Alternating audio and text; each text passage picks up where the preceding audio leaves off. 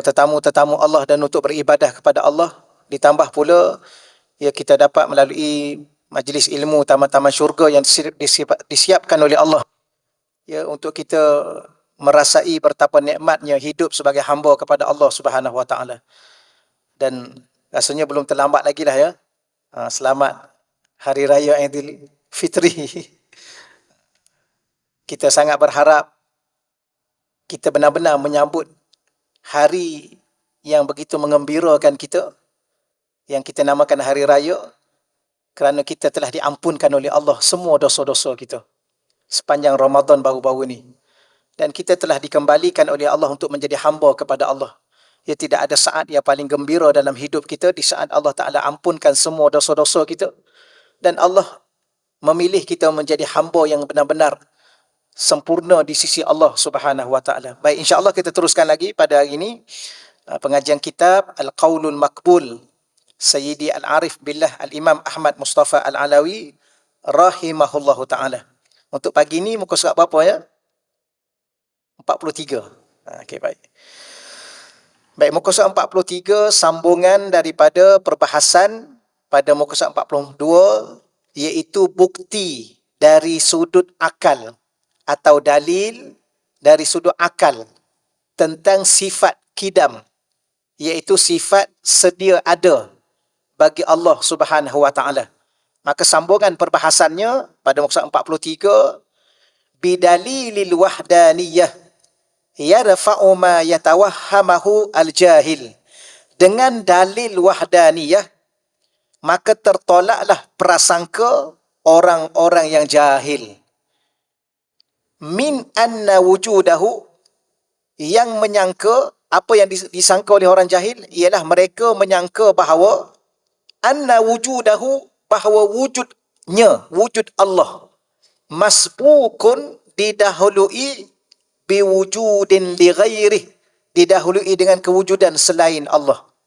Di luar sana ramai lagi manusia-manusia yang jahil yang mengatakan Allah itu wujud. Ya, wujud. Tapi ada sesuatu yang lebih awal wujud daripada Allah. Ni masbukun. Kita ulang lagi sekali ya. Jadi bagaimana kita nak menolak golongan-golongan yang jahil ni, ataupun mungkin diri kita pun salah seorang daripada yang jahil juga lagi ya. Kita masih lagi nak belajar. Samalah saya pun, samalah kita semua. Kenapa kita datang belajar ni? Sebab kita tak alim lah. Ya, kalau kita dah alim, kita tak payah belajar dah. Samalah saya, samalah kita semua. Jadi, salah satu ciri orang-orang jahil berkait dengan ketuhanan.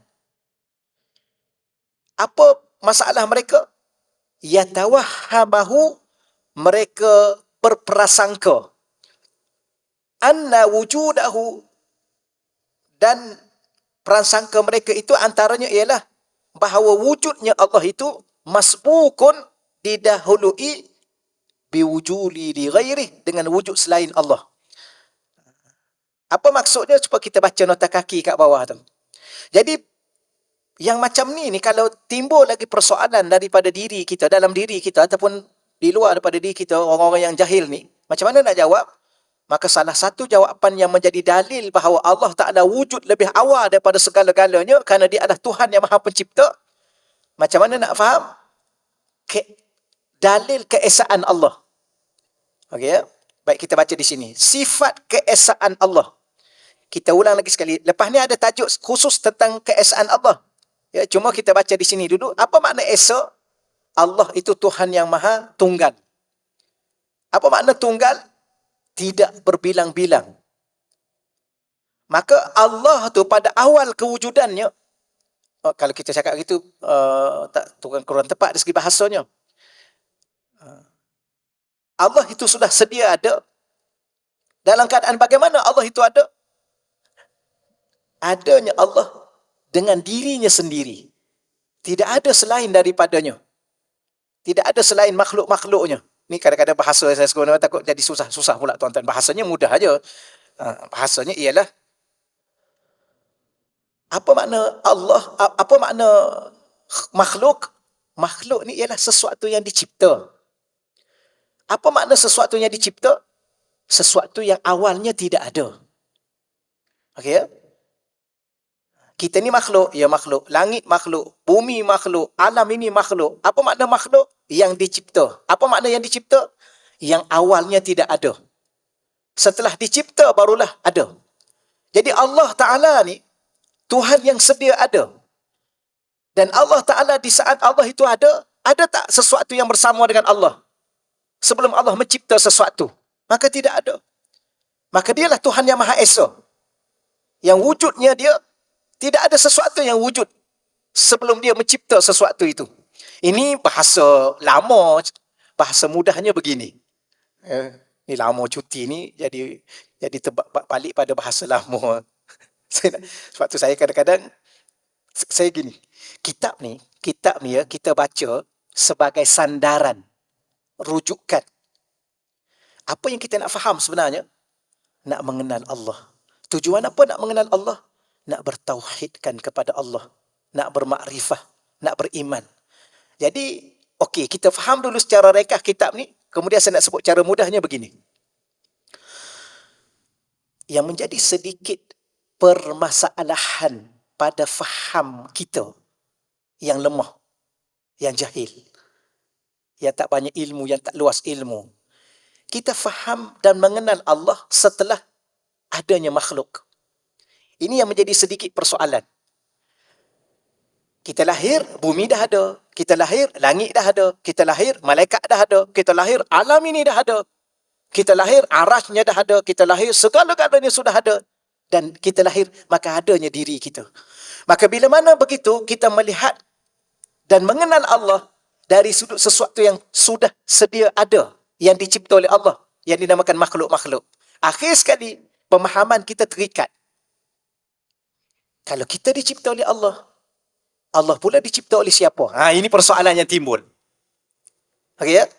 Sebab tu Allah ni, kalau kita nak kenal Allah, pertama kita kena bahas bagaimana wujud Allah sebelum adanya makhluk. Okey ya? Apa benda yang kita lihat semua ni, yang termasuk diri kita ni, selain Allah adalah makhluk. Ya? Selain Allah, makhluk. Apa makna makhluk? Yang dicipta. Apa makna yang dicipta? Asalnya tidak ada. Maka setelah Allah cipta, barulah ada. Baik, sebelum Allah cipta makhluk ni, satu pun tidak ada. Dia adalah Tuhan yang esa, yang tunggal, yang satu-satunya, yang tidak ada sesuatu pun. Bagaimana Allah pada ketika itu? Dia adalah Tuhan yang maha ada. Baik, setelah Allah cipta makhluk ni, maka bagaimana Allah? Allah sebagaimana dia sebelum dia mencipta makhluknya. Esa, tunggal. Tidak berhajat kepada segala-galanya. Tidak berhajat kepada makhluk. Jadi salahlah orang yang mengatakan bahawa ada sesuatu yang lebih dahulu daripada Allah. Kalau ada sesuatu yang dahulu daripada Allah, yang dahulu tu apa? Sedangkan selain Allah itu semuanya makhluk. Dan makhluk itu ada yang dicipta oleh Allah. Mana mungkin ada sesuatu yang dahulu daripada Allah. Jadi sebenarnya ni nak panjangkan cerita aja, nak suruh cepat habis masa. Sebenarnya soalan dia ialah, ada tak sesuatu sebelum Allah? Tak ada. Itu aja satu saat. Habis yang panjang-panjang cerita ni nak jawab pada orang jahil. Puan-puan tak jahil dah kan? Jadi ada di luar sana manusia yang jahil, yang berprasangka dan sehingga menyangka bahawa ada wujud yang lebih awal daripada wujud Allah. Ini manusia jahil. Sedangkan kalau kita tanya soalan yang wujud lebih awal daripada Allah itu apa? Tuhan. Ya, kalau dia jawab. Orang jahil ni. Ya. Habis yang Allah tu siapa? Tuhan juga. Habis ada berapa Tuhan? Okey, balik sekejap ke atas tu. Surah Al-Mu'minun ayat 51 tu. Idzal lazahaba kullu ilahin bima khalaq wa la'ala ba'duhum ala ba'd. Kalaulah ada banyak Tuhan, sebelum Allah sudah ada sebelum tu, kalau ada banyak Tuhan, tentulah tiap-tiap Tuhan itu, kullu ilahin, tiap-tiap Tuhan itu akan menguasai bima khalaq, dan mengurus segala yang diciptanya dengan bersendirian. Wala'ala ba'duhum ala ba'din, dan yang keduanya ialah sudah tentulah setengahnya akan bertindak mengalahkan setengah yang lain. Ini sekadar subjek tambahan ni. Ya, perbahasan tambahan. Jadi ramai di luar sana yang menyangka Tuhan ni banyak. Betul ya? Kita orang Islam, Tuhan itu esa, satu, tunggal, tidak berbilang-bilang. Di luar sana ada manusia sedang menyangka ada Tuhan tu tiga. Ada juga yang menyangka satu tapi dalam satu ada tiga. 3 in 1 ke apa? Ada yang Trinity, ada tiga. Ada di luar sana yang menyangka bahawa 3,000 Tuhan. Yang mana satu Tuhan? Dia di antara Tuhan A, Tuhan B, Tuhan C ni, yang bagi mereka ya, yang jahil ni, jangan salah faham ni. Maknanya saya dengan tuan-tuan, anak cucu kita ni berada dalam sebuah masyarakat di luar sana yang ada manusia-manusia yang menyangka ada Tuhannya 2, ada Tuhannya 3, ada Tuhannya 3,000. Dan ada juga di luar sana yang mengaku Tuhan. Nak jawab macam mana ni? Maka salah satu jawapan yang diberi oleh Allah, kalau Tuhan tu ada banyak, tentu tiap-tiap Tuhan itu, dia ada yang dia cipta. Mesti ada. Minta maaf ya, ini contoh ni, salah bicara begini kerana tiada Tuhan, melainkan Allah. Tapi Tuhan itu bahasa Melayu. Kalau bahasa lain, ada yang dinamakan Gusti. Ada bahasa lain yang dinamakan Hyang. Tak apa, biar kita tak nak bahas yang tu. Nanti bahas yang tu, kita panjanglah. Tapi nak bagi tahu di luar sana, anak cucu kita nanti akan hidup dalam sebuah masyarakat yang kalau dalam kitab ni dinamakan masyarakat itu jahil kalau mengatakan Tuhan tu ada banyak. Apa makna jahil? Bahasa Arab. Jahil itu bahasa Arab lah. Bahasa Melayunya apa? Jahil tu bahasa Arab. Okey sikit lah ya. You ni jahil lah. Okey lah. Tapi you ni bodoh lah. Bodoh jangan cakap. Bodoh jangan cakap. Jahil okey. Jadi kalau kita kata di luar sana, ada masyarakat yang jahil, okey. Tak terasa sangat kan? Tapi kalau kita guna bahasa, di luar sana, ada individu-individu masyarakat, bahkan kelompok-kelompok masyarakat yang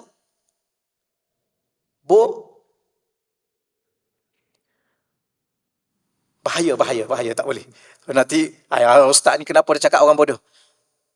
Kerana apa? Dari segi ilmu, seseorang yang kalau dia menyangka bahawa ada sesuatu yang lebih dahulu daripada Tuhan, bahkan ada berbilang-bilang Tuhan, maka dia jahil. Kenapa? Kerana Allah berhujah. Allah ni surah Al-Mu'minun ayat 91. Allah memberi hujah kepada kita bahawa kalau banyak Tuhan, sudah tentu setiap Tuhan, Tuhan satu, Tuhan dua, Tuhan tiga, mesti dia ada mencipta. Tuhan satu ada yang dicipta makhluk dia. Tuhan dua ada yang cipta makhluk dia. Tuhan tiga cipta makhluknya. Dan setiap Tuhan mesti ingin menguasai setiap makhluk yang dia cipta. Maka ketika itu apa jadi agak-agak? Macam manusia ni kan. Manusia ni, A ada pengikut dia, B ada pengikut dia, C ada pengikut dia. Akhir sekali, apa jadi? Masing-masing ingin tunjuk kuasa. Akhir sekali, gaduh lah ya. Itulah. Maka, kalau Tuhan tu banyak, akhir sekali, Tuhan sama Tuhan akan bergaduh. Jadi agak-agak yang mana yang menang? Tuhan satu ke, Tuhan dua ke, Tuhan tiga? Kalau bergaduh. Tuhan satu lah ya. Ya. Habis kalau Tuhan satu menang, Tuhan dua, Tuhan tiga ni bukan Tuhan lah sebab dia kalah dengan Tuhan satu. Maka benda-benda begini ni tak boleh dipikir dengan akal yang waras. Tak logik. Mustahil. Tak boleh diterima akal. Tuhan ini yang boleh diterima akal, Tuhan adalah Esa. Siapa dia? Allah. Itu yang kedua, Allah kata apa? Dan tentu setengah akan bertindak mengalahkan setengah yang lain. Maka apa buktinya Allah itu Tuhan yang qadim, yang sedia ada? Salah satu dibahas pada sudut keesaan Allah. Contohnya bagaimana? Saya kembalikan balik tuan-tuan dan puan-puan pada muka surat 43, nota kaki 38. Sifat keesaan Allah terbukti berasaskan keteguhan dan kelangsungan alam ini, yang menunjukkan hanya ada satu sahaja Tuhan, iaitu Allah yang maha pentadbir alam ini. Baik, alam ini wujud, kalau kita kata sebelum Nabi Adam, dah ada langit dan bumi, ya. Sebab Nabi Adam dicipta oleh Allah daripada salah satu unsurnya bumi. Maka bumi sudah ada, bumi sudah ada. Sebelum Nabi Adam ada, bumi sudah ada. Langit sudah ada. Makhluk-makhluk, jinnya, malaikatnya sudah ada. Baik, daripada Nabi Adam sampailah sekarang ni, bumi dan langit ni tersusun, teratur dengan sistematik perjalanannya. Menunjukkan bahawa hanya ada satu saja yang mentadbir. Kalau ada dua, agak-agak mesti malam kurangkan sikit, ya. Ke siang kurangkan sikit. Hujan turunkan banyak sikit. Ke panah biar lama sikit. Memang dia akan bergaduh. Tapi tidak berlaku. Sampai sekarang bumi ni kekal, langit itu kekal, hujan dan panas, begitulah keadaannya. Kerana apa? Itulah bukti menunjukkan bahawa hanya Allah saja Tuhan yang maha pentadbir. Tidak ada selain Allah yang sedang mentadbir. Itu pentadbir itu. Sebenarnya itu sekadar bahasa kiasan. Tu pihak pentadbir tu, Ustaz. Pihak pengurus tu. Rupanya dia balik rumah, isteri dia yang urus dia. Dia pun tak boleh nak urus rumah tangga dia sendiri. Betul. Pengurus-pengurus ni kadang-kadang balik rumah dia rehat je, ya. Kenapa dia tak urus semua? Kerana yang mengurus adalah Allah pada hakikat sebenarnya. Okey, selesailah. Jika ada lebih daripada itu, nescaya akan binasa alam ini kerana akan wujud perselisihan antara dua pentadbir dalam satu pentadbiran. Ini juga menunjukkan bahawa tiada sesiapa yang mengadakannya. Lalu sabitlah, tiada sesiapa yang mengadakan Allah. Lalu sabitlah bahawa dia, iaitu Allah, wujud tanpa permulaan, iaitu dengan wujud yang qadim. Wujud yang sedia ada. Okey, selesailah. Sebenarnya bahasan ini kita dah bahas dua kali saya ingat. Barulah kita khatam di sini. Baik, muka surat 44. Ada soalan tak? Ada soalan tak? Tak ada? Baguslah puan-puan ni. Maknanya sudah faham semua. Saya tanya puan-puan je lah buat tuan-tuan ya. Tuan-tuan ni kira golongan minoriti lah, ya. Ikut je lah yang majoriti ni. Muslimat ramai ni. Kalau muslimat dah faham, insya-Allah kita muslimin pun faham lah, insya-Allah, ya. Okey tuan je, ya. Tapi kalau ada soalan, tuan-tuan boleh tanya, insya-Allah. Muka surat 44. Ingat, ya, sekarang ni kita sedang belajar untuk mendatangkan dan memahamkan bukti-bukti, dalil-dalil kepada akal kita. Bahas akal, ya, bahas akal. Sebab tu cuba fikir sekejap, kalau macam ni bagaimana, kalau begini bagaimana, kalau begini bagaimana. Cuba tanya soalan. Dan tanya saya, kita sama-sama muzakarah, kita bahas. Bimbang-bimbang, dunia sekarang ni, kita duk pegang telefon, banyak maklumat-maklumat yang berprasangka tentang Allah. Ada. Allah ni adil ke, Ustaz? Kita kata kenapa pula? Yalah orang ni dia bagi sihat, bagi kaya, bagi handsome. Saya ni dah tak handsome, sakit pula. Macam mana? Kita tengok keluarga dia, ya Allah bahagianya, Ustaz, keluarga dia. Suami apa? Suami sadar, isteri cantik, anak-anak pula handsome. Kemudian pandai-pandai pula. Yang saya ni dah lah tak sadar, kuruh kering, isteri pun kurang cantik, anak-anak pun lulus cukup makan aja. Ni Allah ni pakai macam mana ni? Saya sendiri pernah tanya mak saya dulu. Tak boleh soalan tu, tak boleh soalan yang seumpama tu lah. Kita tanya mak, kenapa kita ni, ya mak? Kita ni dah lah anak yatim. Ayah tak ada. Susah pula. Mak terpaksa bekerja. Kemudian, gitulah. Duduk pula sebelah rumah tu pula. Rumah dia tu pula kan. Dah lah ayah dia ulama. Ada jawatan besar. Kaya lagi. Putih-putih pula anak-anak dia. Kita ni sawa matang aja. Tak adalah tu soalan-soalan yang kadang-kadang terfikir di fikiran. Jadi Allah ni macam mana sebenarnya? Jadi persoalan-persoalan inilah yang sedang kita jawab. Salah satunya golongan yang jahil di luar sana yang menyangka ada sesuatu yang wujud lebih awal daripada Allah. Ini akal dia. Maka kita menjawab kepada akal dia bahawa itu ada suatu fahaman yang salah. Tak akan mungkin ada dua Tuhan dalam satu masa. Sebagaimana mustahil ada dua suami dalam satu rumah. Tapi di luar negara ada. Ya, saya tengok ada satu rancangan tu, seorang perempuan ni, dia kahwin dengan 4 orang lelaki.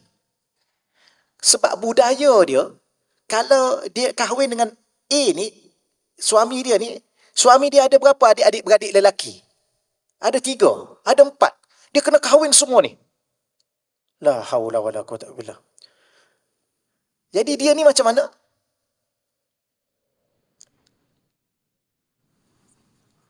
Boleh insya-Allah. Kita tangguh sekejap. Tawaskan dia ada jenazah. Allahumma salli ala sayyidina wa maulana.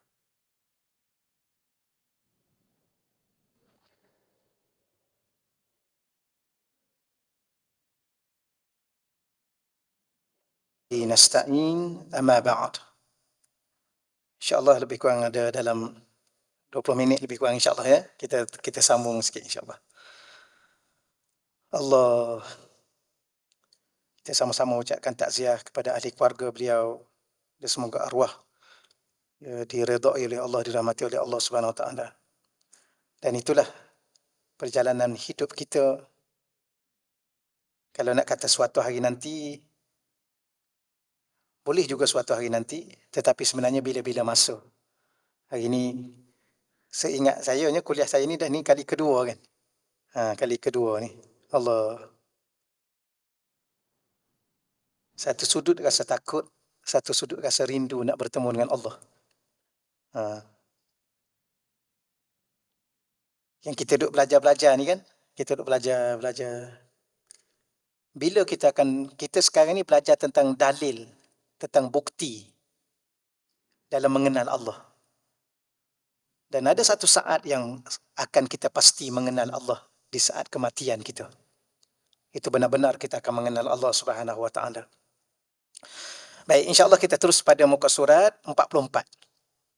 Bukti dari sudut akal tentang sifat baqa. Allah itu wujud, bagaimana wujud Allah, wujud yang kekal. Bagaimana kita ingin memahamkan akal kita, agar akal kita tidak tersalah faham, sehingga memahami bahawa Allah itu Tuhan yang akan akhirnya juga akan binasa. Ya. Baik. Maka Imam Mustafa Al-Alawi rahimahullah ta'ala mengatakan, wa biwujudil masnu'at, dan dengan kewujudan al-masnu'at, makhluk-makhluk ciptaan Allah. Ingat lagi tak saya sebut pada tuan-tuan dan puan-puan, makhluk ni satu bab yang kita kena belajar dalam ilmu tauhid. Ilmu tauhid ni ada 4 perkara yang kita kena belajar. Yang pertama tentang Allah, yang sekarang kita sedang belajar. Yang kedua tentang Nabi dan Rasul-Rasul. Yang ketiga tentang perkara-perkara gaib, ghaibiyat. Yang keempat, kita kena belajar tentang makhluk. Kenapa kita kena belajar tentang makhluk? Supaya kita faham jangan sampai ada makhluk yang sama dengan Tuhan. Sebab di luar sana ada fahaman-fahaman yang menyamakan Tuhan dengan makhluk atau makhluk dengan Tuhan. Sehingga parahnya pemahaman itu ada yang mengaku Tuhan. Baik, bila mana kita belajar tentang makhluk, makhluk ni dia ada beberapa istilah. Selain daripada, cuma kita orang Malaysia ni selalu sebut makhluk. Apa makna makhluk? Yang dicipta, yang kita dah hurai tadi. Apakah nama lain bagi makhluk? Al-masnu'at. Yang itu salah satu istilah makhluk. Apa makna al-masnu'at? Iaitu sesuatu kewujudan yang tidak akan adanya mereka itu atau makhluk itu kecuali mesti dengan dicipta. Masnu'at itu makhluk yang dicipta. Jadi kalau kita nak memahami bahawa Allah itu Tuhan yang maha kekal, tengoklah makhluk yang dicipta oleh Allah itu. Yustadallu ala baqai wujudis sani'. Dan maka makhluk itu dijadikan bukti terhadap kekalnya as-sani'. Apa makna sani'? Kewujudan maha pencipta. Jadi kalau nak belajar bahasa Arab, tulis kat bawah tu sikit. Ni dah faham ni. Cuma nak ulang sikit. Allah Khaliq. Perkataan yang dicipta oleh Allah atau benda yang dicipta oleh Allah, al-makhluqat. Allah juga as-sani'.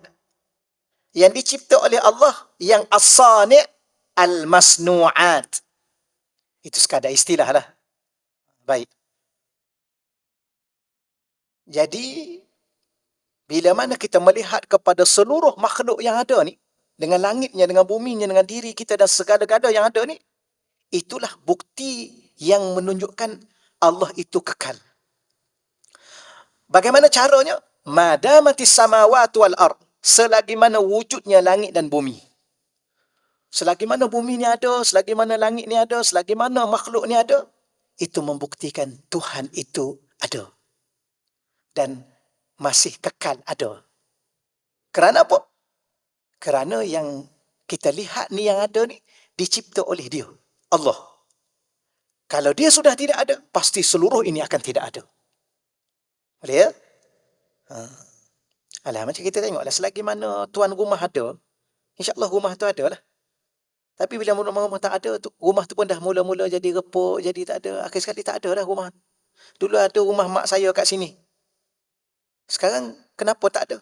Dah mak saya mati, tak ada orang duduk, maka rumah tu pun dah repuk, dah habis. Itu buktinya tuannya sudah tidak ada. Okey ya? Puan pernah pergi rumah-rumah yang dulunya nampak cantik, nampak indah, nampak sebuah bersih. Hari ini kalau puan-puan pergi, nampak dah apa? Dah reput, dah naik apa? Itu maksudnya apa tu? Tuannya sudah tidak ada. Okey. Yalah, siapa nak duduk rumah mak kan? Rumah mak kan kat mana? Kat Sabak Bernam, contoh. Contoh. Rumah puan kan kat mana? Kat Bukit Jelutong kan? Kena balik Sabak Bernam. Akhir sekali rumah tu hancur gitulah, reput gitulah. Kenapa?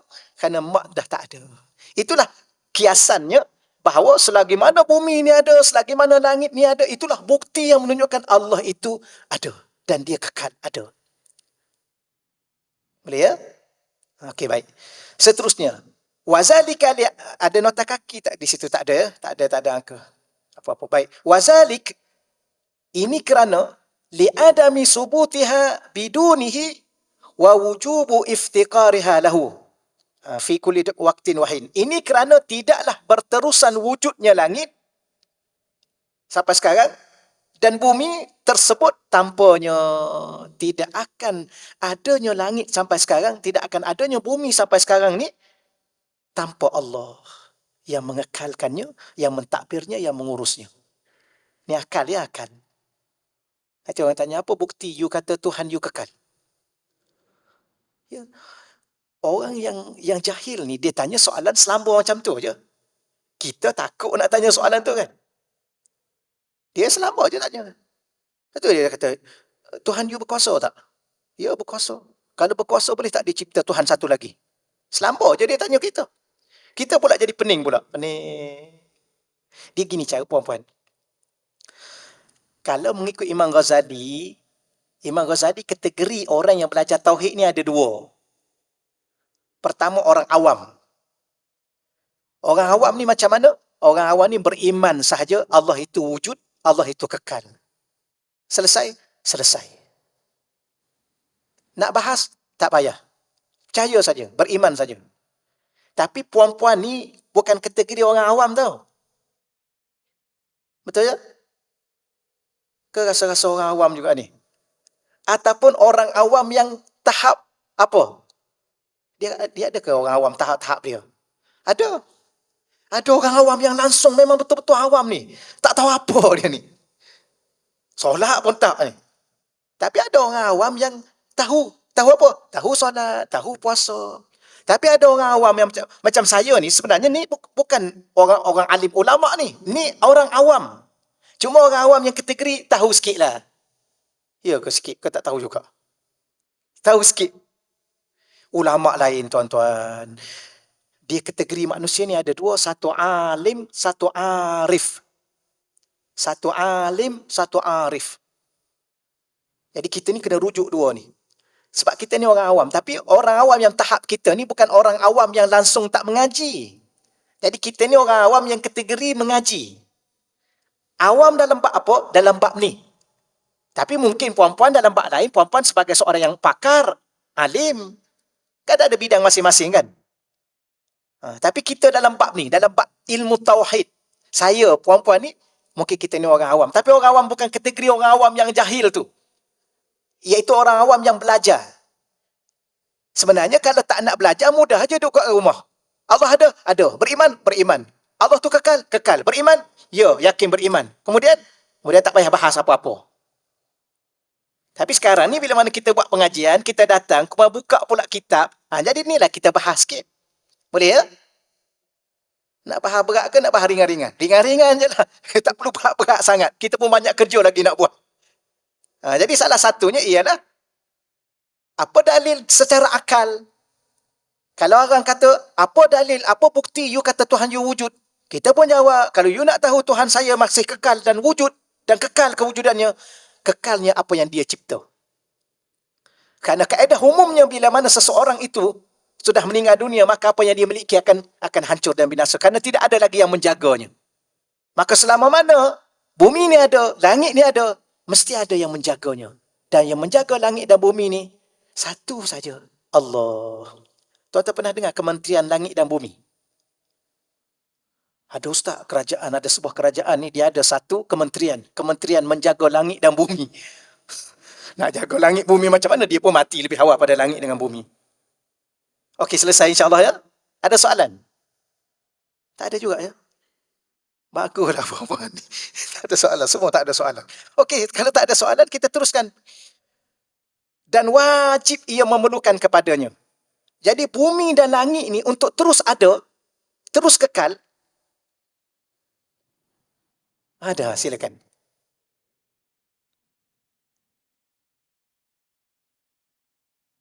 Okey. Ni rupanya bagus juga puan-puan tanya soalan yang tak dibahas lagi. Bagus juga. Nah, inilah jawapan dia ni nak baca ni. Terima kasih kerana mencetus satu persoalan.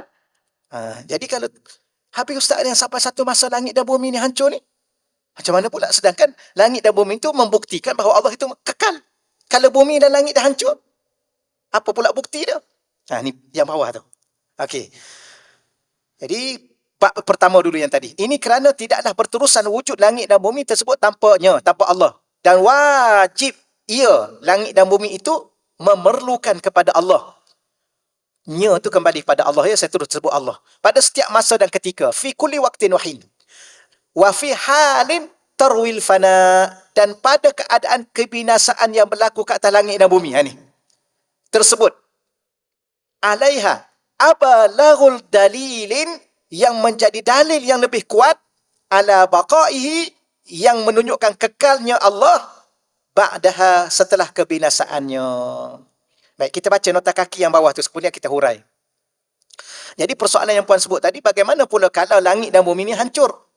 Kata ulama, bila mana hancur dan langit dan bumi ini, itu dalil yang lebih kuat bahawa Allah itu Tuhan yang maha kekal. Kerana selain Allah itu tidak kekal. Yang kekal hanya Allah. Kita baca juga. Ini kerana kebinasaan makhluk. Hancurnya langit, hancurnya bumi. Okey ya? Bila mana berlaku kiamat, kebinasaan makhluk menunjukkan bahawa keberadaan makhluk bergantung kepada kewujudan Maha Pencipta. Jadi maknanya makhluk itu sendiri bergantung kepada Allah. Di saat Allah masih kekalkan dia, maka dia boleh kekal. Di saat Allah binasakan dia, maka dia juga akan binasa. Kerana yang kekal akan terus kekal. Yang dicipta oleh Allah tak akan mungkin sama dengan Allah, maka Allah hancurkannya. Ini kaedah akal ya. Adapun kewujudan Maha Pencipta yang qadim, wujud sedia kala, tidak bergantung kepada sebarang faktor. Jadi dia bahas dari sudut Allah tu kekal, dan kekalnya Allah tidak bergantung kepada selainnya. Tetapi makhluk ni, kenapa dia masih kekal? Kerana dia bergantung pada Allah. Akan sampai satu masa, Allah binasakan dia. Kerana apa? Allah nak menunjukkan bahawa Allah tidak bergantung kepada makhluk yang ada. Puan-puan ingat lagi tak yang saya sebut awal-awal dulu? Manusia ni ada dua nikmat yang paling utama. Pertama, nikmat ijad. Nikmat Allah adakan kita. Sekarang kita ada, ya. Ada ni satu nikmat. Kemudian ada satu nikmat lagi yang menyusul. Dinamakan nikmatul imdad. Apa makna nikmat imdad? Nikmat Allah beri bantuan untuk terus ada. Ingat lagi tak saya tanya soalan? Saya tanya macam tu sebab confirm tak ingat. Ingat lagi tak? Tak ingat. Saya tanya soalan. Yang seumur dengan sebaya puan-puan ni kan, tambah-tambah yang 60, 70 kan. Dah ramai dah meninggal. Dah. Kenapa puan-puan belum meninggal lagi? Sebab dah ramai yang meninggal yang seumur dengan kita. Kenapa kita yang ni belum meninggal lagi? Adakah kita pandai jaga badan, jaga kesihatan, jaga ubat-ubatan? Tak. Habis kenapa? Kerana Allah bantu kita untuk terus ada. Begitulah apa yang berlaku, yang sedang berlaku di alam ini. Kenapa langit masih ada? Kenapa bumi masih ada? Kenapa arash masih ada? Kenapa malaikat-malaikat masih ada? Kerana itu membuktikan adanya Allah. Satu. Dan kenapa mereka masih ada? Kerana Allah beri kepada mereka bantuan untuk terus ada. Akan sampai satu masa, Allah akan binasakan dia. Kenapa? Kerana Allah nak tunjukkan bahawa hanya dia saja yang kekal. Selain dia tidak. Ni sudut pandang akal ya, sudut pandang akal. Lepas tu puan-puan tanya dulu. Kalau kita boleh jawab, kita jawab dulu. Kalau tak boleh, kita tangguh, kita bahas di sudut-sudut yang lain. Wallahu a'lam selebihnya. Baik, muka surat 45. Wa amma tawahhumul ghayati li baqaihi, ada pun prasangka. Kadang-kadang akal ni dia bermain. Dia timbul cetusan-cetusan, persoalan-persoalan, keraguan-keraguan. Maka wa amma ada pun tawahhumul ghayati, prasangka bahawa adanya kesudahan li baqaihi, bagi sifat kekalnya Allah. Ada yang mengatakan bahawa Allah itu akan sampai satu masa juga akan binasa, akan lenyap. Fayandafi'u bi'adami wujudil munazi', maka ianya tertolak dengan tiada wujud sesuatu pun yang menjadi pencabar kepada kewujudan Allah. Fadlan an yakuna fil wujud, apatah lagi adanya sesuatu dalam kewujudan, man yu'athirul adam fi wujudi wajibil wujud. Ya, apatah lagi adanya sesuatu dalam kewujudan yang boleh memberi kesan ketiadaan pada kewujudan wajibal wujud. Okey, kita ulang balik. Di luar sana ada manusia yang menyangka bahawa kalau makhluk ni boleh binasa, maka Tuhan pun binasa. Maka pahaman itu sekadar prasangka yang tidak boleh diterima dan tertolak. Kenapa? Kerana buat masa apa yang ada ni, tidak ada suatu benda yang wujud yang boleh mencabar kewujudan Allah. Siapa yang pernah mencabar Allah? Namrus. Fir'aun. Sehingga dia buat menara yang tinggi. Wallahualam, tu orang jadi pertikaian. Berapa tinggi menara tu? Wallahualam lah. Ya, tapi dia pernah bina menara tinggi sebab apa? Sebab dia nak panjat ke atas. Kenapa panjat ke atas? Sebab dia nak bunuh. Kan ada Namrus, ada satu cerita dia tu kan. Dia arah kepada rakyat dia, bina satu menara tinggi. Orang tanya, kenapa kamu minta kami buat menara tinggi? Dia kata, aku nak panjat ke atas, aku nak bunuh Tuhan Nabi Ibrahim. Dan kata ceritanya, wallahualam lah, tu kita dengar daripada ustaz-ustaz kita yang terdahulu. Maknanya apa? Maknanya ada makhluk-makhluk Allah yang cuba mencabar Allah. Tetapi buat masa apa yang ada sekarang ni, semua dah lenyap, semua dah tak ada, semua dah binasa. Sebab apa? Sebab sesuatu yang binasa ni mesti dibinasakan. Ataupun dia lenyap begitu sahaja ditelan zaman. Sebab tu kadang-kadang kita merasa diri kita ni tak payahlah rasa hebat sangat. Betul? Sampai satu masa akan berakhirnya tempoh kehidupan kita. Kalau tidak kerana apa? Kadang-kadang Kadang-kadang ada orang ni dia tak mati pun tapi terhenti kehidupan dia. Dia lumpuh, dia sakit, dia terlentang, terlantar. Nak bercakap tak boleh, nak berkelip pun tak boleh. Dia koma. Apa? Mati? Tak mati. Tapi terhenti. Itulah manusia, itulah makhluk yang sehebat mana pun akan sampai satu ketika. Ya. Kerana apa? Kerana itulah bukti bahawa semua yang dicipta oleh Allah tidak akan mampu mencabar pencipta. Saya pernah sebut, kalau saya belajar dengan mudahnya, saya sebut gini. Tapi ini dah banyak kali saya ulang lagi sekali supaya contoh-contoh mudah. Satu kaedah. Semua yang dicipta tidak akan mampu selama-lamanya menandingi pencipta. Okey ya? Semua yang dicipta, bangunan, kenderaan, kapal terbang, jet-jet apa pejuang ni, senjata-senjata yang ada yang canggih-canggih ni, semua yang dicipta ni tidak akan mampu menandingi pencipta selama-lama. Saya bawa contoh gini. Kereta apa yang paling laju sekarang ni? Yang paling laju sekarang ni? Bugatti Veyron. Tahu tak ni? Saya tengok dalam tu 420 1 jam, 420 km dia buat. Dia 1 jam 420 km. Bugatti. Yang kita ingat Ferrari yang laju kan? Okey. Tetapi dia tetap sebuah jentera yang dicipta. Dia tidak akan mampu menandingi pencipta dia. Jadi kalau tanya soalan, akal ni akal ni, hati biarkan dulu. Simpan dulu hati ni. Akal ni. Sebenarnya, mana laju manusia dengan kereta? Mana laju manusia dengan kereta? Manusia lah kan? Kereta tu dia nak laju tu sebab ada manusia dalam tu. Yang hidupkan enjin dia, yang bagi petrol kat dia, yang hidupkan enjin dia, yang tekan pedal minyak dia, yang tekan pedal minyak dia. Kemudian yang kona kiri, kona kari. Cuba manusia tu parking kat tepi tu, cuba manusia berjalan. Manusia berjalan pun lagi laju dengan kereta tu. Bukan berlari, berjalan. Itu makhluk yang dicipta oleh manusia.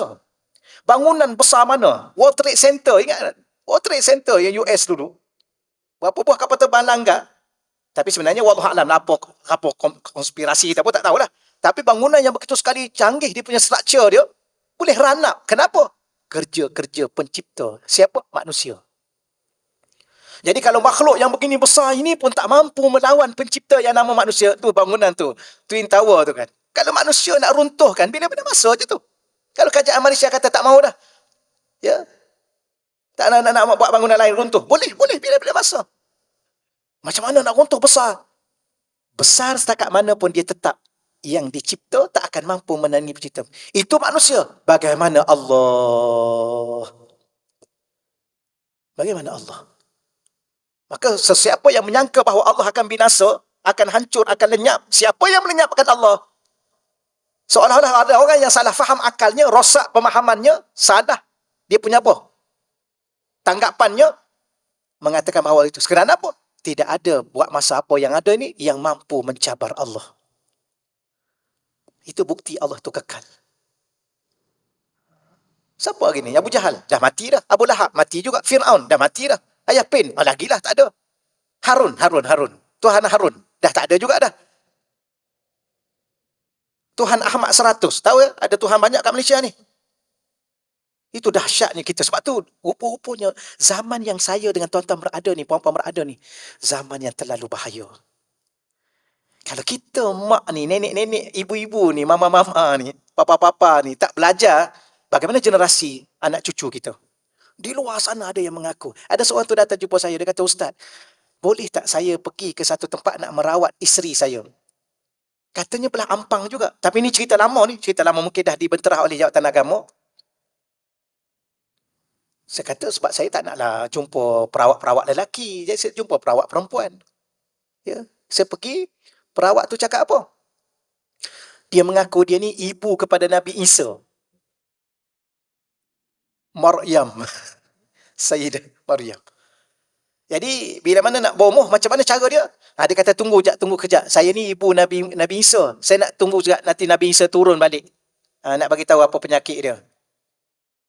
Dia pergi sekali, kemudian dia datang jumpa saya, dia kata boleh pergi lagi tak? Saya kata tak payah. Itu sesat. Maknanya manusia di luar sana sampai satu tahap dia. Ni dia mengaku apa pula ni? Imam Mahdi ya? Imam Mahdi apa? Orang Minang. Imam Mahdi kan orang Arab. Ni Imam Mahdi asal Gua Musang. Imam Mahdi apa? Tahu ya? Daripada Kelantan ada Imam Mahdi, daripada Selangor ada Imam Mahdi, daripada Johor ada Imam Mahdi. Ni berapa Imam Mahdi ni? Ni yang terbaru pula daripada Pakistan ni. Yang mimpi jumpa Tuhan ni. Jangan percaya puan-puan. Dia kata 800 kali dia mimpi jumpa Tuhan. Tuhan bercakap dengan dia. Masa Tuhan bercakap dengan dia tu, Nabi Muhammad pun ada. Ini mengarut lah. Ini sesat lah. Tak payah tanyalah soalan. Ustaz, betul ke ni? Tak payahlah tuan-tuan tanya soalan. Nabi kita Muhammad Isra' Mi'raj sekali aja. Dia 800 kali. Ini mengarut. Tapi ada tak percaya? Ada. Sampai marah-marah kat kita. Ustaz kena bersangka baik. Sangka baik apa? Dah naik ke langit. Mimpi naik ke langit jumpa Allah 800 kali. Janganlah tuan-tuan, janganlah. Kalau nak mengarut pun sikit-sikit dah lah. Ya ke? Sebenarnya nak mengarut ni sekali pun jangan mengarut lah. Ada seorang tu jumpa saya ni berlaku pada ni dalam masjid saya cerita ni. Tapi ni pukul berapa dah ya? Dia kalau cerita memang seronok. Ceria semua sekali nak dengar cerita. Kalau mengaji, semua teruskan tunduk. Khusyuk dan tawaduk. Tapi ada seorang tu, dia jumpa saya, ni saya cerita ni, berlaku pada saya di surau Taman Ching Leong, Kelang. Dulu ada Shell, ada surau tepi tu. Surau tu tak ada masalah. Okey. Lepas saya mengajar, ada seorang tu datang. Ustaz, boleh bercakap sekejap tak? Okey, boleh. Ke sini sikit Ustaz, ke sini. Dia tarik saya ke tepi sikit. Saya nak tanya soalan kat Ustaz ni. Ustaz bagi tahu apa ada dalam hati saya. Bagi tahu. Saya kata, Tuan, mana saya tahu dalam hati Tuan? Kalau Tuan nak cakap ajalah. Tak payah, saya tak nak teka-teka apa. Dah, Ustaz cakaplah apa yang ada dalam hati saya. Ustaz cakap. Saya kata, saya tak tahu. Tuan bagi tahu je lah. Oh, tak apalah. Okeylah, saya bagi tahulah. Dalam hati saya ni nak cakap kepada Ustaz, saya ni Imam Mahdi. Saya pun diam.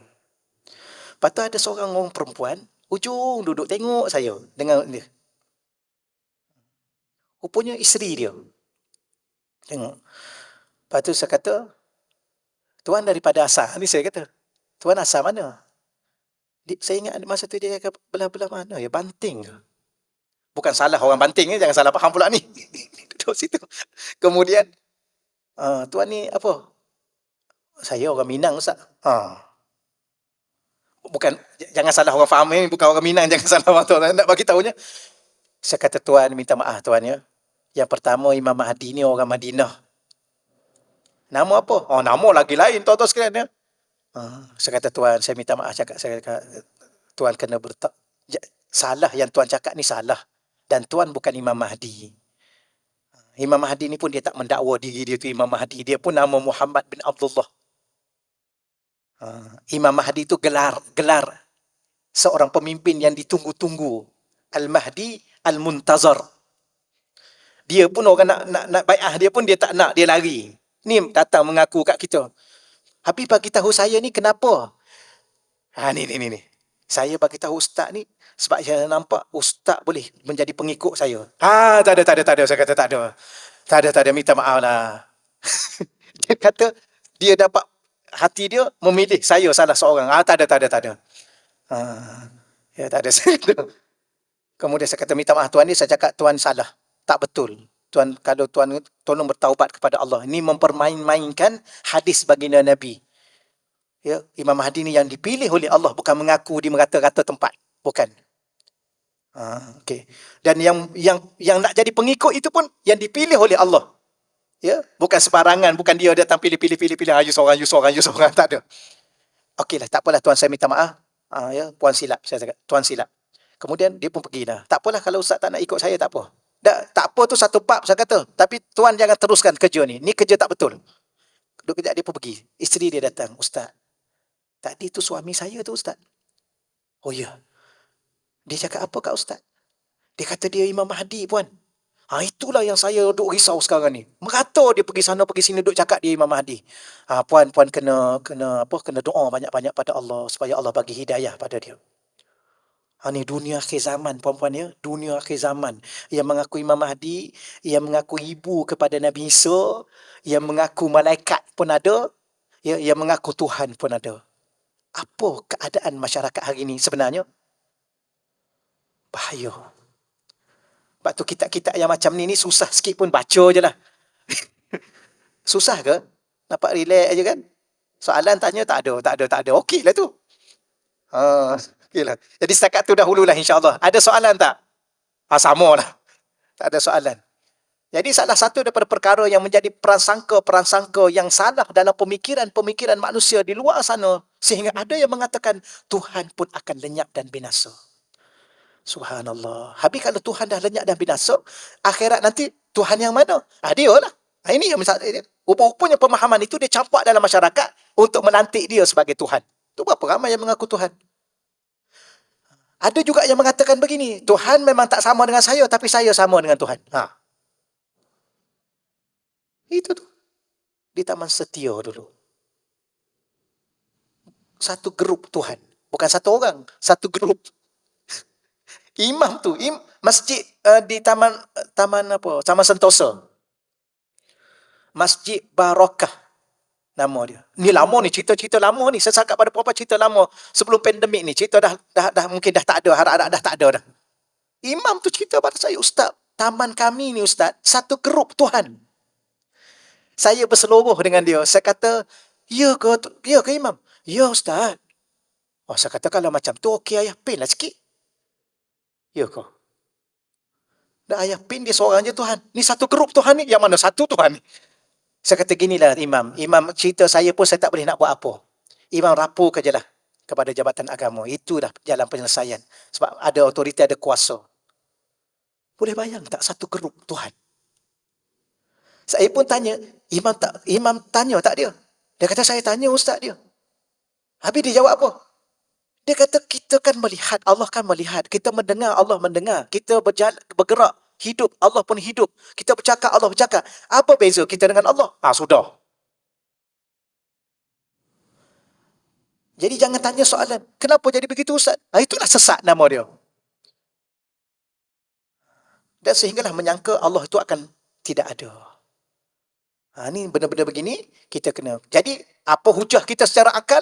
Kita kena tanya balik. Kalau you kata Tuhan itu akan binasa, siapa yang membinasakan Tuhan? So, kita nak jawapan dia. Macam padri itulah. Dia tanya orang Arab tu kan, ni nak ulang lagi sekali. Akal ni akal. Saya nak bawa puan-puan dulu pada akal. Supaya akal kita akal yang waras. Jangan bersangka-sangka dengan Tuhan. Dengan sangkaan yang buruk. Contoh satu lagi.